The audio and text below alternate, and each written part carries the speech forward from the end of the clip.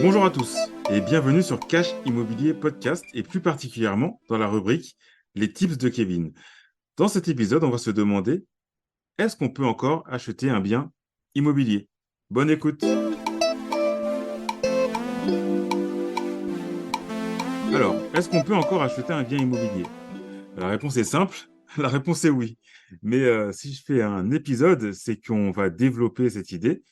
Donc, pour développer cette idée, on pourrait se dire que le plus important est de se préparer correctement.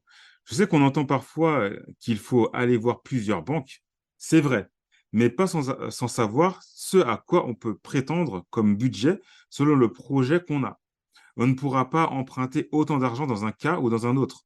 Si vous voulez faire de la location nue, vous ne pourrez pas prétendre à la même somme qu'une personne qui veut acheter un bien pour faire de la colocation, par exemple.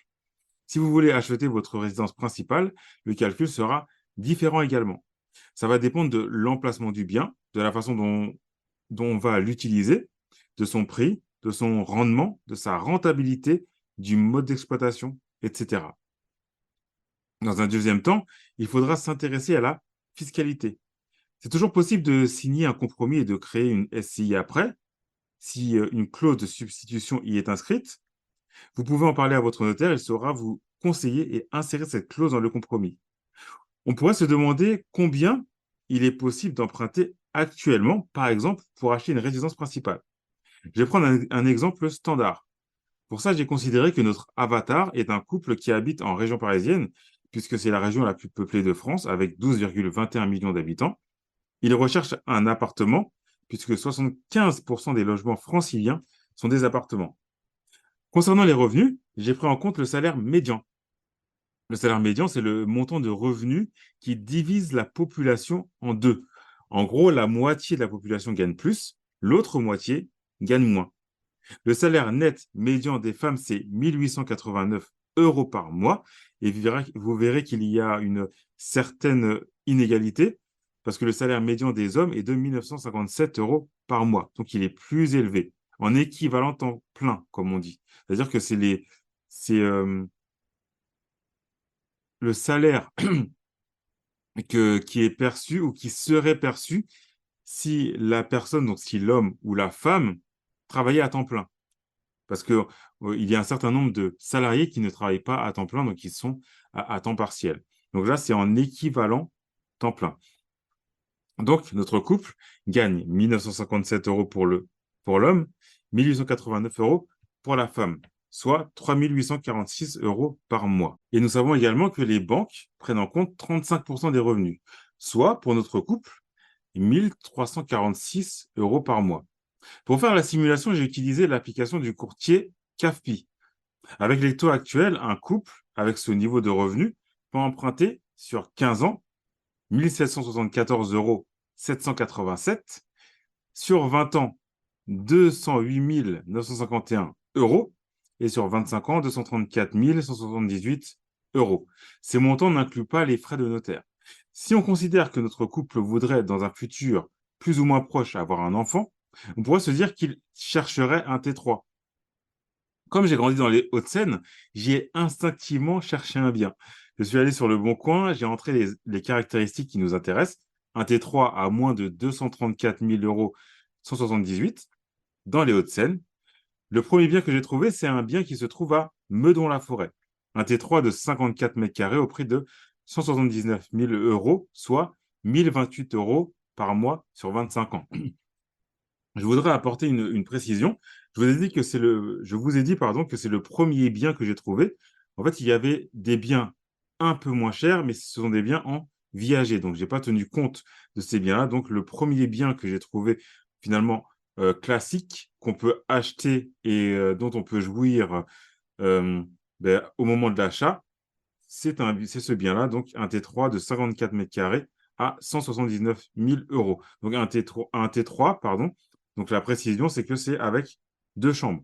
Mais certains T3 euh, sont, ont initialement deux chambres, mais une chambre, des fois, selon les contextes, a été modifiée et est devenue, par exemple, un salon.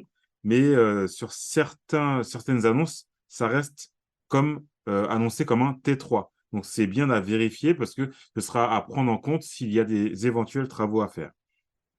Alors, le souci dans ce bien qu'il pourrait y avoir, c'est au niveau des charges de copropriété qui sont relativement élevées. Donc là, on a vu que ce bien à 179 000 € reviendrait à payer 1 028 € par mois sur 25 ans. À cela, il va falloir ajouter les charges de copropriété qui sont de 2 964 € par an. Si on lisse sur 12 mois, ça revient à 247 € par mois. L'eau chaude, l'eau froide et le chauffage sont inclus. La deuxième chose qui pourrait déplaire, c'est que l'appartement fait partie d'un ensemble d'appartements plutôt conséquent, puisqu'il y a 2636 lots dans la copropriété.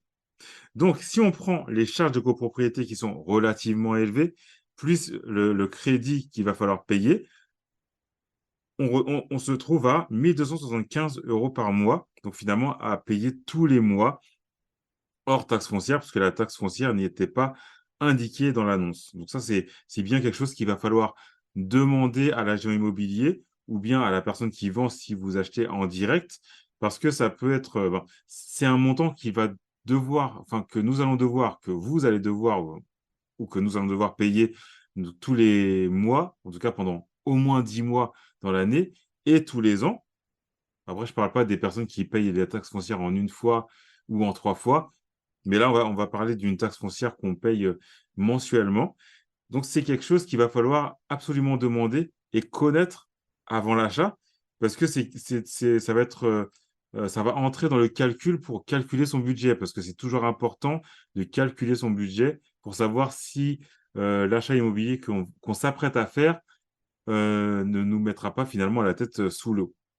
Donc avec un salaire, ce qu'on a pu voir, donc avec un salaire dans la norme et en achetant à 2, c'est encore possible d'acheter un bien dans les départements avoisinant Paris. Vous pouvez faire le même calcul dans n'importe quelle région, n'importe quel département, n'importe quelle ville de France. Voilà, c'est à peu près la même chose. Mais là, vraiment, j'ai voulu prendre un exemple relativement concret et un exemple entre guillemets «moyen», comme je vous l'avais dit, parce que le plus grand nombre d'habitants en France, c'est en Île-de-France, donc j'ai pris, un exemple, de bien en Île-de-France. Donc là, j'ai pris un exemple de bien dans l'ancien, mais il peut y avoir des possibilités dans le neuf avec les différentes, aides que l'État nous propose, mais ce n'est pas le sujet qui nous intéresse aujourd'hui, c'est pour ça que je ne l'ai pas développé. Alors, préparons-nous. Préparez-vous, tentez de savoir quel est votre budget parce qu'il sera complètement différent si vous achetez une résidence principale ou si vous achetez un bien locatif. Épargnez un maximum parce que l'achat immobilier est plein de surprises. Alors, c'est important d'avoir une épargne de précaution juste au cas où.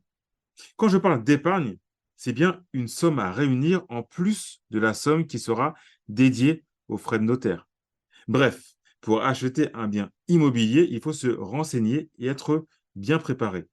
Inutile d'aller voir un bien sans au préalable, avoir calculé sa capacité d'emprunt pour savoir si, effectivement, c'est un bien qui entre dans notre budget. Merci d'avoir écouté cet épisode jusqu'au bout. Pour me retrouver, c'est sur Instagram, Cash Immobilier Podcast. Merci encore et je te dis à bientôt pour un prochain épisode.